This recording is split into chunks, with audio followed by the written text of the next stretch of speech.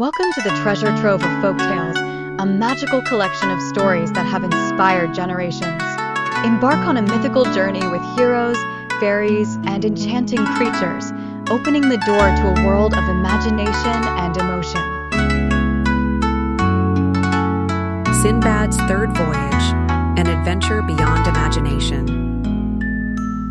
Your Majesty, after 2 stormy voyages, Sindbad swore to himself that he would never set foot on a ship again. But then, the call of the sea, the song of distant islands, and the desire to conquer the world urged him once again to embark on a new journey.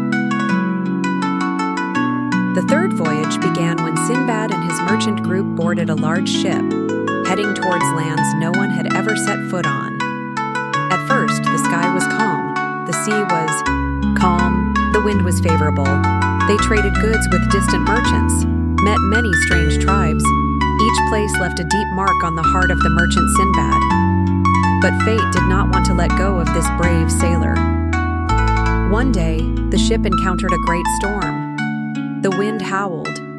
The waves were like mountains crashing down.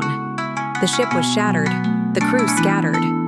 Sindbad was caught in a fierce storm and washed up on a deserted island. When he woke up on the white sand, Sindbad felt lucky to be alive. But when he wandered around looking for food, he discovered a horrifying sight, a giant bird with wings that covered the sky. It was the rock bird, a legendary creature that only existed in fairy tales. Nearby, there was a giant egg cracking its shell. Soon, the mother bird returned. To escape the island, Sindbad came up with a daring plan. He tied himself to the bird's leg while it slept, hoping it would take him somewhere else. And sure enough, the next morning, the rock bird spread its wings and flew up into the blue sky, carrying Sindbad over the snow-covered mountain peaks. It dropped him into a deep valley, the Diamond Valley, full of rare diamonds, but no less dangerous. There, giant snakes lurked, ready to swallow anyone who came near. However, Sindbad remembered the old legend. Merchants often threw meat into the bottom of the abyss, diamonds stuck to the meat, and birds would carry the meat back to their nests. He then applied that trick, tied himself to a large piece of meat, and waited for the birds to come. Sure enough, a giant bird flew down and carried the meat, carrying Sindbad out of the deadly valley. From there, he met the merchants again, telling them a thrilling story that made everyone gasp in amazement.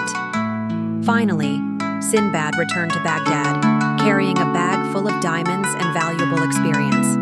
But most importantly, his spirit of adventure never faded. Even though he had experienced danger and was close to death, the sailor's heart still fluttered whenever he thought of distant lands, where no human foot had set foot. Scheherazade paused, smiled mysteriously, then continued speaking. Gently, dear king, when Sindbad thought he had found peace in silk and fame, an unexpected event pulled him into a new adventure, this time not only confronting harsh nature, but also testing his loyalty and intelligence. If your majesty is still curious, please, listen to me continue telling the story of Sindbad's 4th journey, where the most wonderful things really begin.